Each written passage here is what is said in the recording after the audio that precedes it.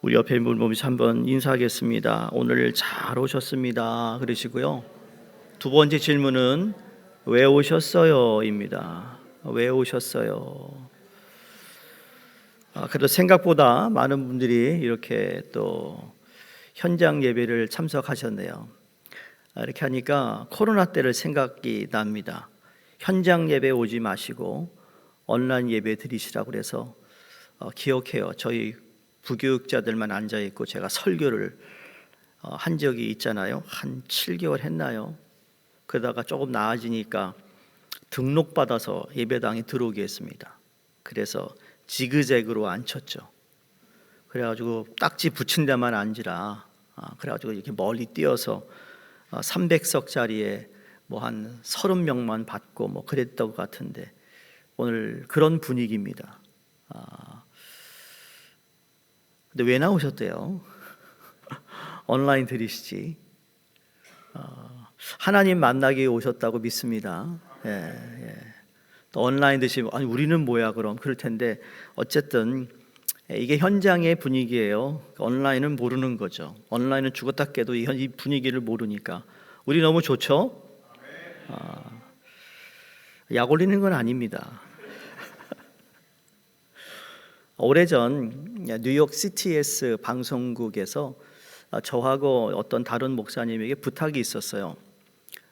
그 프로그램 이름이 오픈 토크입니다. 오픈 토크. 그래서 저하고 다른 목사님이 진행을 하고 세 번째 다른 목회자들 또 이렇게 전문가를 불러서 주제를 이렇게 나누는데 한 1년 반을 했던 것 같아요. 그러면서 사회적인 이슈 또 교회 안에서의 세대 간의 갈등 여러 가지 이제 주제를 한 달에 한 번씩 이제 인터뷰하고 녹화를 30분짜리 하는 건데 그 중에 참여했던 한 목사님의 이야기가 생각이 납니다. 그분 교회에서 수련회가 있었는데 그 수련회에 참석한 젊은 친구들에 보면 소위 브로큰 패밀리가 많다라는 거죠. 부모님이 싱글 페런츠로 자녀를 키우는 가정이라든지 아니면 가정의 상처로 인하여서 참 아픔이 있는 그런 형제 자매들이 있다라는 겁니다. 그런데 그 가운데 어느 젊은 자매가 간증하기를 자기 가족들을 보면 거의 한두 가지의 질병을 다 가지고 있다라는 거예요. 식구가 5이면 5 식구 모두가 다 하나든 2개의 질병을 가지고 있다. 그래서 우울증을 가지고 있다, 비만증을 가지고 있다, 당뇨병이 있다. 그 외에 이 정상적인 삶은 사람이 없다라는 겁니다. 그런데 이 자매만큼은 다르다라는 거였어요. 다르다라는 것을 본인만 인정하는 게 아니라 자기 가족 식구 모두가 야 너는 뭐가 우리랑 다를까라고 이런 얘기를 한다는 겁니다. 근데 이 자매에게 아무런 병이 없어서 달랐던 것이 아니라는 거예요. 그 가족 가운데 유일하게 자신만 예수님을 믿고 있는데 하나님을 믿는 사는 사람에게 그들에게 보여지는 모습이 정상인처럼 보였다라는 거죠. 다시 말해 병이 있음에도 불구하고 What makes you different from us? 우리와 네가 어떤 면에서 참 다른 게 있는데 그 다른 점이 무엇일까라는 이야기를 하는데 이 믿지 않는 가족들도 다 야 너는 교회 다니니까 하나님을 믿으니까 그런가 보지라는 이야기를 하더라는 거예요. 너무 놀랍지 않아요? 이게 하나님의 은혜였고 예수 그리스도의 부활의 사건을 믿는 이 여학생의 삶을 바꾸어 놓는 귀한 회복이 유일하게 그 자매에게만 있었다라는 거죠. 같은 피를 나눈 가족들임에도 불구하고 자기만 예수를 믿는데 예수 믿는 자기에게 나타나는 이 놀라운 은혜가 있다라는 것을 믿지 않는 가족들이 다 느낄 수 있고 보게 되었다라는 말입니다. 저는 여러분의 가정이 예수를 믿었다는 것만으로 회복이 임한다는 사실을 꼭 믿을 수 있기를 바랍니다. 여러분 하나님의 역사가 임한다는 것은 다른 게 아니에요. 개인에게 예수 그리스도가 나의 구세주가 되고 내가 하나님의 백성이 된다는 이 의미는 내 개인이 회복이 되는 거예요. 그러면 그 개인의 회복이 가정의 회복으로 이어질 것이고 가정의 회복은 자기가 속한 공동체를 회복시키고 교회를 회복시킬 뿐만 아니라 우리 사회와 나라와 민족도 회복시킬 수 있다라는 것을 믿어야 된다는 겁니다. 이게 바로 하나님 나라가 확장되는 사건이라고 말하는 겁니다. 우리가 소위 말하는 땅끝까지 이뤄 내 증인이 되라는 이야기는 바로 그 회복에 영향력을 미칠 수 있는 사람들로 모두가 변한다는 거예요. 그래서 이 세상을 구원할 부활하신 주를 믿는다면 너는 가서 내 증인이 되라 하시는 말씀에 순종하는 것이야말로 증인의 기쁨을 누리는 삶이라고 우리는 믿어야 된다는 겁니다. 자, 죄책감에 시달리는 사람들에게 이 복음의 메시지가 전달되고 또 나누어서 그들이 용서함을 받고 소망을 잃어버린 채 살아가는 사람들이 회복되는 놀라운 일들은 다른 거 아니에요. 복음이라는 거예요. 복음이 그런 역사를 만든다는 것이고, 그리고 주의 음성을 우리의 삶에, 우리의 영혼에 다시 한번 복음을 증거하라, 내가 너를 선택했다라는 이 음성을 우리가 꼭 마음에 두고 살아가야 된다는 거죠. 여러분, 복음의 메시지가 뭘까요? 굿뉴스, 기쁜 소식이라고 알고 있는데, 더 쉽게 말하면 하나님께서 나를 영원히 사랑하신다는 말이에요. 하나님 우리를 한 번도 포기하지 않고 끝까지 사랑하시는 거예요. 예수님께서 나의 모든 문제를 해결하시기 위해 십자가에서 죽으시고 부활하셔서 승리하신 것, 이것이 복음인데 왜 그렇게 하셨는가? 우리가 아는 요한복음 3장 16절에 하나님이 세상을 이처럼 사랑했기 때문인 거예요. 우리를 사랑하신다는 거죠. 이 땅에 삶을 사는 동안 나를 사랑해 줄 수 있는 사람은 여럿이 있을 겁니다. 그런데 영원히 사랑하는 사람은 아무도 없습니다. 영원이라는 것은 인간은 할 수 없는 일이잖아요. 그런데 하나님의 사랑은 영원하다라는 거예요. 우리를 영원히 사랑하시는 하나님의 놀라운 사랑, 즉 이 복음의 메시지가 저의 삶 속에 다시 한번 각인되어 복음을 받아 복음 속에 녹아지는 은총이 있기를 주의 이름으로 축원합니다. 그래서 복음을 들으면 사람은 변하게 되어 있습니다.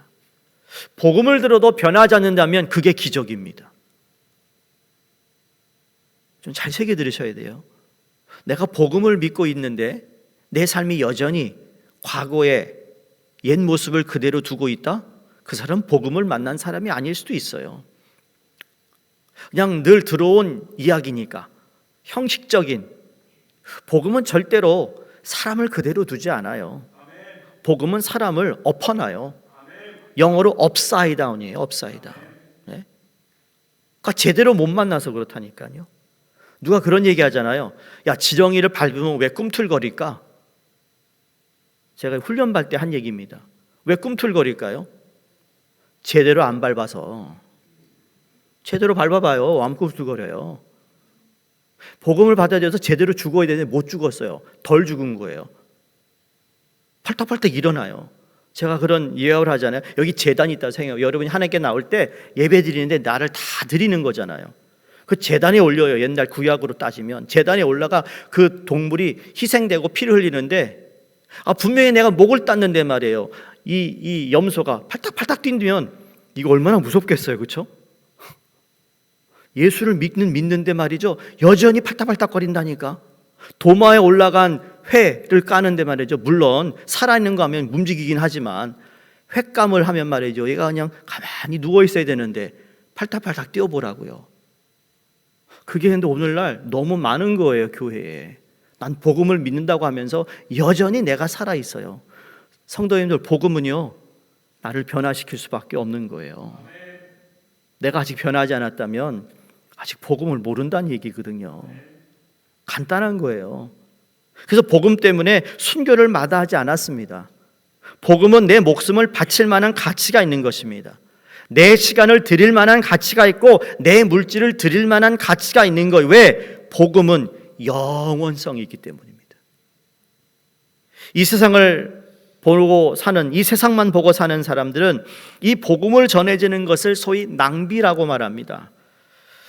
한 사람의 구원을 위해서 찾아가고 그를 교회로 인도하기 위해서 때로는 도와주고 설거지도 도와주고 밥도 사고 나에게 무슨 이익이 되겠어요? 근데 나에게 직접적으로 돌아오는 이익은 없습니다. 그런 걸 보고 경제학으로 낭비라고 얘기합니다. 세상의 눈으로 보면 낭비입니다. 그러나 이 복음은 영적으로 보면 이것은 낭비가 아니라 투자라는 사실을 우리는 알아야 합니다. 어떻게 이게 투자할까? 이건 영적인 투자인데 하늘에 투자하는 건데 하늘에 있는 것을 가져오는 투자입니다. 하늘에 신령한 것을 내 삶으로 내려오게 하는 투자라니까요. 이건 경험한 사람만 계속 하는 거예요. 이걸 모르는 사람은 죽었다 깨어나도 못해요. What's up there comes down here 라는 거죠. 그런 의미에서 우리는 무엇에 투자하며 살고 있는가? 이 땅에서 80년, 90년 그 이상의 이 한정된 인생만을 위하여 우리가 투자하며 살진 않았는지 오늘도 영혼을 위하여 투자하는 저희가 되기를 바랍니다. 이왕 투자하는 것이라면 여러분 무한정에 투자할 줄 알아야 하지 않겠어요? 지혜로운 사람이라면 잠시 있다가 없어질 것에 인생을 거는 것이 아니라 영원한 것에 인생을 걸어야 하지 않겠느냐라는 것입니다. 나를 통해 누군가가 예수 그리스도를 만나고 회복하고 치료되고 부활의 사건을 통해 감격하는 그러한 사건이 있기를 간절히 바랍니다. 가장 힘든 게 뭘까요? 무의미하게 하루하루를 살아가는 사람들에게 복음을 전할 수 있다면, 영원한 하나님을 전하여 그들의 삶이 변하고 감격을 경험할 수 있다면 그 자체가 우리에게는 기쁨이요 감격이라는 거죠. 그걸 우리 주님도 원하신다는 거죠. 이 땅에 누군가가 주님께 복음으로 말미암아 돌아오면 하늘나라에서 큰 잔치가 벌어진다고 그랬어요. 예수 그리스도가 그것 때문에 이 땅에 오셨다고 우리가 말씀하잖아요. 이를 위해 성령님이 오신 것이고, 이를 도우기 위해 성령을 보내주신 것이고, 이를 위해 능력을 주시기 위해 성령이 오셨다라는 거예요. 저는 우리 교회가 성령 충만한 교회 되기를 바랍니다. 하나님 나라에 목숨을 거는 교회가 되기를 바랍니다. 모든 민족의 구원을 얻기까지 복음을 전할 수 있는 교회가 되기를 바랍니다. 삶의 방향을 잃고 있는 사람들에게 삶의 방향을 찾을 수 있는 교회, 상처가 회복되는 교회가 되기를 바랍니다. 인생의 방황은 예수 그리스도 만나면 방황하지 않아요.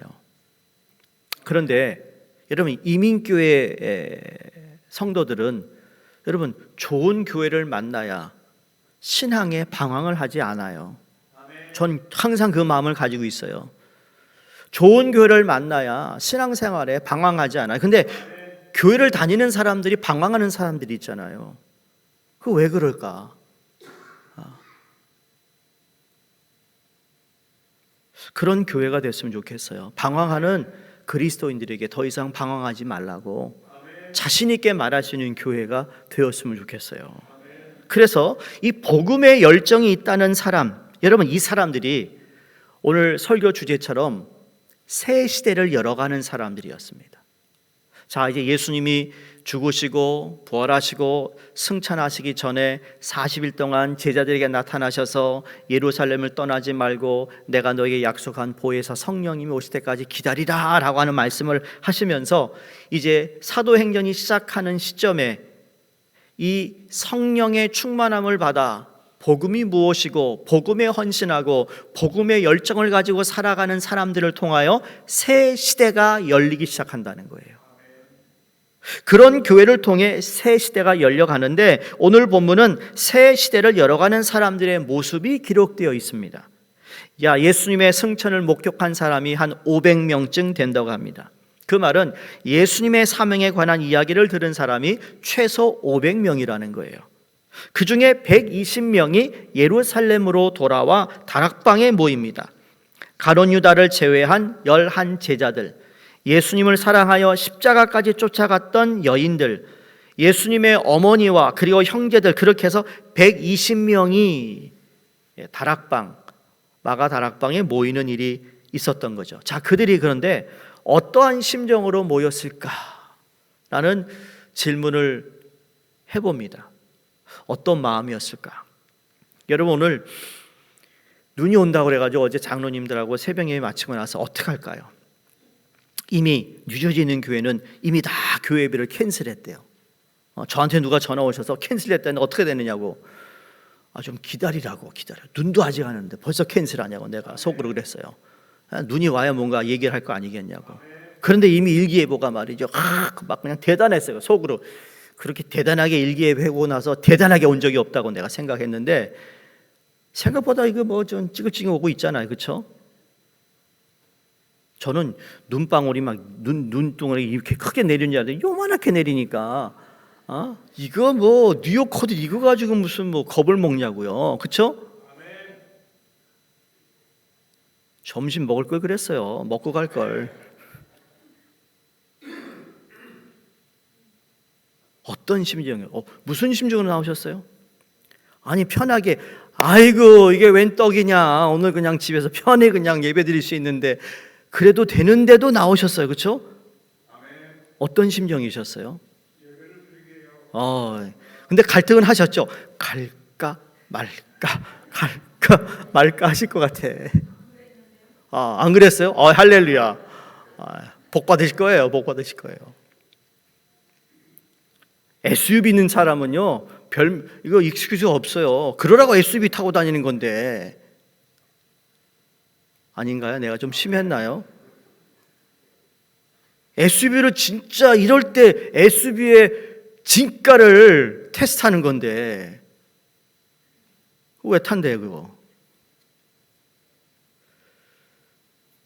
또 온라인에서 제발 죄책감 갖지 마시고 그런 말 아닙니다. 제가 어떤 심정으로 오셨냐 궁금해서 진짜 묻는 거예요. 왜 오셨냐고요. 자, 예루살렘으로 모였던 120명의 마음은 어떤 마음일까? 아마 처음에는 허탈한 마음이었을 거예요. 왜? 싸웠잖아요, 제자들이. 야, 예수님이 왕이 되면 내가 좌우정, 우호정 하겠다. 뭐 다 했는데 아닌 거예요. 예수님이 돌아가셨어요. 죽으셨어요. 얼마나 마음이 허탈했을까. 그런데 부활하신 예수님을 만난 후에 희망의 차 예루살렘으로 다시 돌아왔고 희망의 차 그들이 다락방에 모여 있어요. 그러면 그들이 가졌던 희망은 무엇이었을까? 다른 거 아니었어요. 우리 주님이 다시 오신다는 희망이었어요.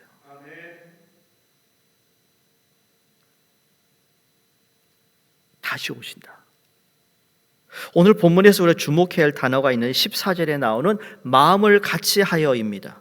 이 말씀 속에서 우리가 발견하는 것이 뭔가 하면 그들은 무슨 마음을 같이 했을까라는 의문을 갖게 됩니다. 무슨 마음이었을까? 어떻게 마음이 같이 됐을까? 이건 분명히 예수님이 말씀하셨던 40일 동안 계시면서 땅끝까지 이르러 증인이 되고자 하는 하나님 나라에 대한 비전을 품은 사람들이었다고 전 생각합니다. 그들의 마음이 같이 했다라는 것은 하나님 나라의 비전의 마음을 같이 한 것이에요. 그러니까 하나님, 예수님의 비전에 헌신한 사람들이라는 거죠. 그 비전이 뭐예요? 전 세계에 복음을 전하기로 했다라는 거죠. 그게 사도행전 1장 8절의 말씀이에요. 예수님이 승천하셨고 승천하신 예수님은 다시 재림하실 것인데 그렇다면 이 승천과 재림 사이에 이 시간이 존재하는 이유가 무엇일까? 예수님이 승천하신 그 시간부터 예수님이 다시 재림하시는 그 시간까지 이 사이가 여러분 1년이 되었던 1000년이 되었던 2000년이 되었던 5만 년이 되었던 여러분 그 사이는 어떤 시간일까요? 복음을 증거하는 시간이라는 거예요. 다른 게 아니에요. 그 중간에 우리가 살고 있어요. 예수님이 다시 오시는데 오시기 전까지 우리에게 주어진 사명이 뭐냐? 복음을 전하라는 거죠. 120명 숫자는 적었습니다. 그러나 숫자가 문제가 아니라는 사실이에요. 때로 사람들은 이런 말 합니다. 교회가 커야 큰 일을 할 수 있지 않느냐? 돈이 많아야 하지 않느냐? 사람이 많아야 큰 일을 할 수 있지 않느냐? 재능과 권력이 있으면 큰 일을 할 수 있지 않겠느냐? 그 말에 어디까지 일리는 있습니다. 그러나 진리는 아닙니다. 왜? 무엇보다 중요한 것은 하나님 나라의 비전, 꿈을 가지고 있는 사람들을 통해 큰 일이 시작되고 큰 일은 이루어진다는 거예요. 이런 거죠. 자, 하나님의 나라에 대한 비전이 있기 까닭에 교회가 커질 수 있는 겁니다. 하나님의 나라에 대한 비전이 있기 까닭에 수많은 사람들이 모이는 것이지 않겠어요? 하나님 나라에 대한 비전이 있는 까닭에 능력이 주어지는 것이 아니겠느냐는 거예요. 목적이 커지는 게 아니고요. 목적이 사람 많이 모이는 교회가 아니라, 목적이 능력이 아니라 하나님 나라에 대한 비전을 그 교회 모든 성도가 다 가지고 있다면 하나님은 그 사람들을 통하여 새 시대를 연다는 거예요. 아무리 사람들이 많이 모였다 하더라도 예수님이 언제 오실까 연구하고 하늘만 쳐다본다면 어떻게 새 시대가 열리겠습니까? 삶의 한복판에서 한 영혼에 대한 간절함 없이 자신만 생각하고 별만 쳐다본다면 어떻게 새 역사가, 부활의 사건이 일어날 수 있겠느냐라는 겁니다. 사랑하는 성도님들, 새 시대를 연 사람은 오늘 본문에 세 가지였습니다. 어떤 사람이 새 시대를 열었는가? 첫 번째, 하나님 나라의 비전을 품은 사람들이었습니다. 꿈이 같았다라는 거예요. 지난주에 제가 말씀드렸던 것처럼 꿈이 같았어요. 주의 사명을 위하여 살아보겠다고 한 겁니다. 사람이 한평생 살아가면서 인생의 후반부에 들어서면 여러분, 사람들이 많은 사람이 후회한다고 합니다. 나이 들어가면서 후회한다는 거예요. 젊었을 때는 그걸 모르는데 나이 들어가면서 후회해요. 돌아보면 후회합니다. 은퇴하시는 목사님들을 만나서 식사하면 후회하세요. 내가 그때 이렇게 했어야 되는데, 목회는 이렇게 했어야, 지금 하라 그러면 잘할 것 같은데 too late. 후회. 그런데 하지 말라는 것을 하지 않아서 후회하기보다는 하라는 것을 하지 못해 후회하는 사람이 더 많다라는 거예요. 주님이 하라고 한 것을 하지 못해서 후회하지 않는 저와 여러분이 되기 바랍니다. 후회하지 않는 사람 되기 바랍니다. 그래서 새 시대를 연 사람은 하나님 나라의 비전을 품은 사람이다. 두 번째, 새 시대를 연 사람들은 마음을 같이 했다, 성경이 말합니다. 마음을 같이 했다, 서로에게 헌신했다는 의미입니다. 어떻게 마음을 같이 해요? 서로에게 헌신하니까 같아지는 건데, 이 120명이요 심심해서 모인 것이 아니잖아요. 여기 120명이 서로 위로받기 위해 모인 것도 아니었어요. 예수님은 떠나가셨지만 지금 우리가 무엇을 할 수 있겠느냐라는 모인 것이 아니라고요. 마음을 같이 했다라는 건 단순히 한두 마디를 건네는 정도가 아니었습니다. 여기 하나됨이 중요한 거예요. 서로에게 헌신한 사람들이 인간적인 차이점, 인격적인 차이점이 있음에도 불구하고 한 곳에 모여서 한 마음으로 헌시키로 작정했다라는 겁니다. 성도님들, 여러분 뉴욕 선교교회를 다니면서 나하고 생각이 다르고 이념이 다르고 우리의 배경이 다르고 그리고 저 사람 대화하면 안 되는 것 같은 그러한 있다 할지라도 우리는 작정해야 돼. 어떤 작정이죠? 하나 되겠다는 작정. 그렇게 시작을 해야 하나를 이루는 거라는 거예요. 저 사람이 이거 어떻게 하나 두고 보고 이렇게 반응하면 너는 역시 그렇지, 이게 아니라 작정하는 거예요. 이미 우리는 하나이다. 우리 앞뒤를 보시고 우리는 하나다. 반말해도 돼요. 이것들은 예. 우리는 하나예요. 하나다. 하나인 거야, 하나. 이러한 서로가 다르다. 이게 자라온 배경도 다르고 습관도 다르고 삶의 방식도 다르잖아요. 이 하나님 나라에 대한 비전을 품고 하나됨을 향하여 공동체를 세워 나갈 때 여러분, 이 믿고 함께 할 수 있는 사람이 있다라는 거, 이러한 헌신이 있었기 때문에 하나님 나라를 향한 비전이 있었기에 한 방향으로 나가는 겁니다. 사랑하는 성도님들, 이것이 교회입니다. 이것이 사도행전적 교회였고 이것이 오늘 우리가 꿈꾸는 교회요, 이 땅에 실현돼야 할 교회의 모습이라는 거예요. 분쟁도 있고 다툼도 있고 아픔도 있는 이 시대 속에 주의 몸된 교회가 하나님의 거룩한 이름을 거룩하게 올려드리지도 못하고 그 거룩한 이름을 땅에 떨어뜨리고 짓밟고 있는 안타까운 현실들이 여러분 이 지역에도 얼마나 많아요. 근데 원래 교회는 그런 것이 아니었다라는 거예요. 교회는 우리가 서로 다 다르지만 인격적으로 다 다름에도 불구하고 우리가 하나됨으로 모여 하나 되기를 주님이 우리를 부르셨고 서로를 향하여 축복하고 격려하여 하나 되기로 헌신하고 작정한 것이 교회라는 거예요. 교회에서 때론 그런 일이 있어요. 일을 하다 보면 오해받는 일도 있고, 그쵸? 나에게 너무 무리하게 하는 나에게 요구하는 것도 있을 수 있어요. 근데 그게 개인적으로 보고 그 사람을 그냥 누르기 위한 것이 아니라 좀 잘해보자고 한 이야기가 너무 개인적으로 감정적으로 받아들이면 그건 나만 손해고 나만 시험 드는 것이지 교회를 위해서는 하나도 이익이 되지 않는 일이라는 것을 깨달아야 되고 사단의 유혹에 넘어가지 않아야 된다는 거예요. 근데 너무 쉽게 사단에게 무너지잖아요. 별거 아닌 거 가지고. 우리 다 잘하자고 모였잖아요. 그렇죠? 우리 다 잘하자고 모였다고요. 아닌가요? 잘하자고 모였어요. 잘하자고 저 불렀잖아요. 섬에 갇혀서 집도 못 가고.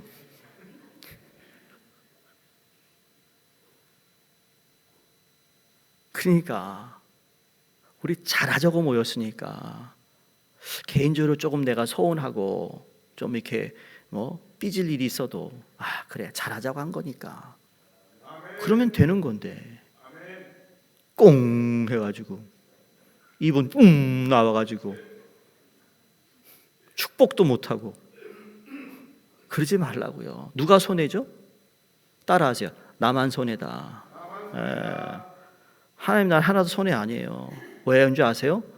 계속 그러잖아요. 하나님이 싹 비켜놓으세요. 너 안 되겠구나. 다른 사람 세워요. 하나님은 항상 우리를 포기하지 않으세요. 구원은 포기하지 않는데 그 일을 이루기 위해 성취하게 하나님이 다른 사람을 세우신다니까요. 목회자도 그래요. 목회자가 지멋대로 나가잖아요. 하나님이 촛대로 옮겨요. 왜? 하나님 모든 주권을 가지고 있으니까. 그래서 그들은 하나님의 약속을 기다리며 함께 기도에 전념합니다. 여기 함께 했다. 마음을 같이 했다는 서로 격려하면서 누군가가 빠지려고 할 때, 누군가가 포기하려 할 때, 누군가가 힘들어할 때, 지칠 때 격려하며 이럽니다. 오늘 하루만 더 기다려보자. 그러지 않겠어요? 성령이 언제 오실지 몰라요. 기다리는 것만큼 힘든 게 없어요. 기다리는 것만큼. 기다리는 것만큼 어려운 일도 없잖아요. 기다리다 보면 지칠 수도 있고 기다리다 보면 포기하고 싶은 마음이 왜 없었겠어요? 그 120명이 모였을 때 근데 서로에게 마음을 같이 합니다. 밀어줍니다. 끌어줍니다. 그렇게 포기하고 싶은 지체에게 다가가서 좀 참아봐. 인내하자. 나도 있잖아. 이렇게 함께 나아갈 수 있는 공동체. 서로 밀어주는 지체가 있었기 때문에 여러분 그 120명이 모두 다 다락방에서 성령을 경험할 수 있었던 겁니다. 혼자라면 아마 못했을 거예요. 의지할 수 있는 믿음의 공동체가 있었다라는 것이 축복입니다. 그래서 교회가 있는 것이고 교회 내에서도 여러분 목장으로 나누어져서 목장 안에서 그러한 것을 나누는 거라는 거예요. 밀어주고 응원해주고 기도해주고 박수 쳐주고 네? 서로 믿고 신뢰할 수 있는 믿음의 지체가 있었기에 기다릴 수 있었던 것처럼 그 모든 것을 이어준 것이 무엇인가? 이게 바로 공동체의 보이지 않는 모습이라는 거예요. 새 시대를 여는 사람들의 세 번째 공통점은 뭔가 하면 기도의 모든 열정을 쏟아붓는 사람들이었습니다.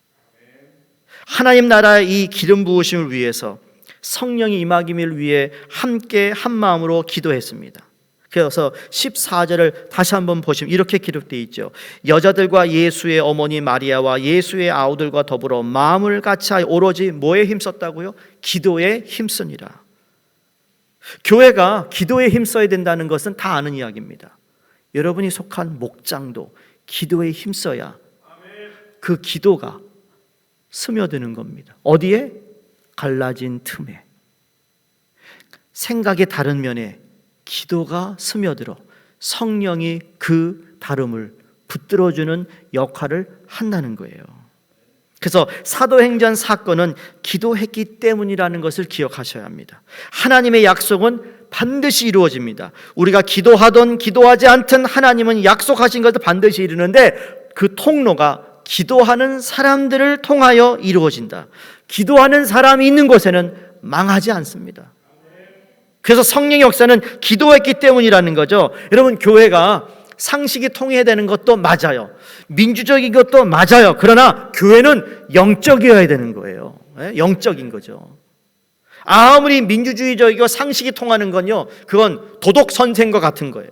교회가 도덕적으로 교육하는 데가 아니라니까요. 교회는 영적으로 살아 있어야 돼요.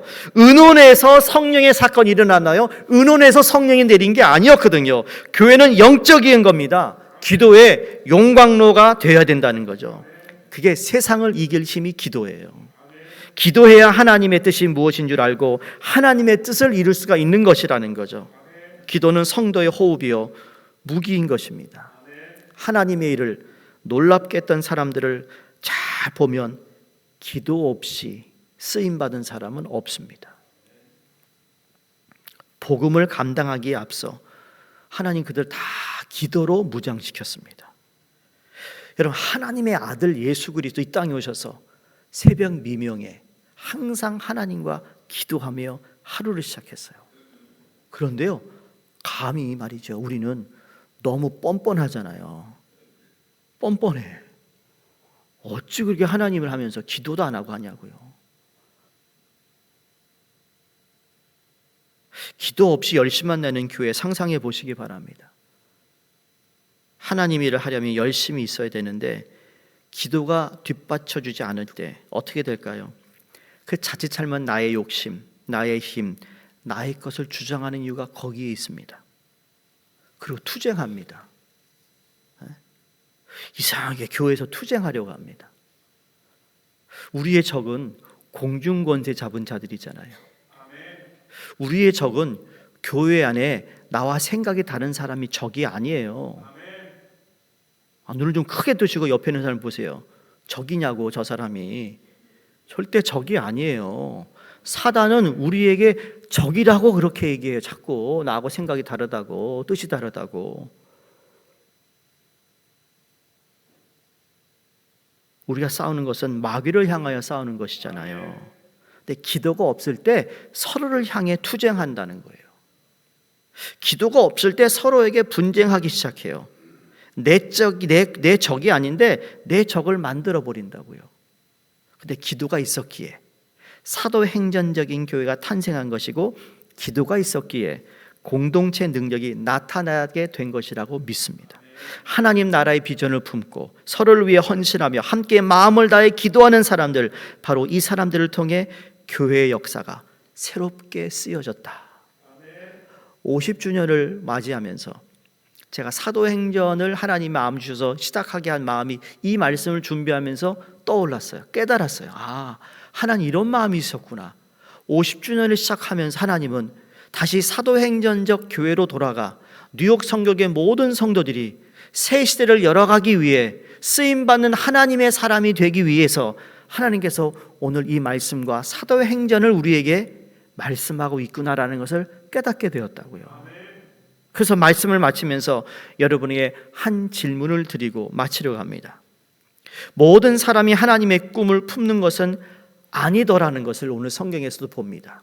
아까 말씀드린 대로 예수님의 승천을 보았고 예수님의 사명을 들었던 500명이었습니다. 근데 120명만 마가다락방에 모였다라는 거예요. 이 하나님 나라에 대한 비전과 함께 이룰 수 있는 사람이 120명인데 그럼 380명은 어디 갔느냐? 어디 갔을까? 아, 나는 못해. 이런 생각을 가진 사람? 내가 어떻게 땅끝까지 이뤄 증인이 된단 말이야 하고 자기 자신을 포기하고 하나님 나라에 대한 꿈은 있었지만 그 꿈을 자기의 꿈으로 품지 않았던 사람 380명은 들었지만 예수님의 승천을 보았지만 아무 일도 하지 못하고 잊혀진 사람이었습니다. 그 어느 분이 저한테 와서 우린 잊혀진 사람입니다 그러더라고요. 왜 잊혀진 사람일까요? 잊혀졌다니까요.